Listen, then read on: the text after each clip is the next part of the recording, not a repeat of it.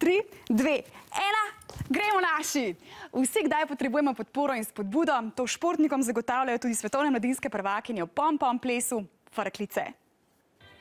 To je koreografija, s katero so si Frklice v Berlinu priplesale naslov svetovnih prvakinj v pom-pom plesu. Naziv svetovnih prvakinj meni zelo veliko pomeni. To je tak občutek, da se ga ne more pač opisati. Ko si toliko vesel, da sploh ne dojameš na začetku.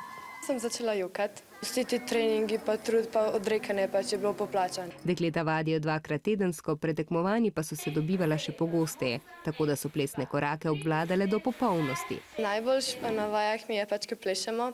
Najslabši so mi pa kondicijski treningi.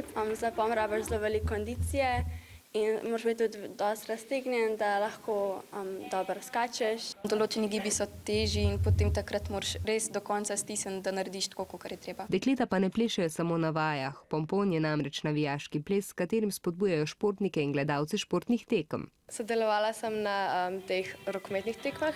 Se mi zdi, da bolj navijajo, pa tudi dosti ploskajo, pa se derejo, pa pol je tudi boljše razpoloženje. Pri pomponu je pomembna tudi oprema. Dekleta so oblečena v skladne drese. Cofi so pač najbolj pomembni, ker tudi dajo tak dober učinek plesu.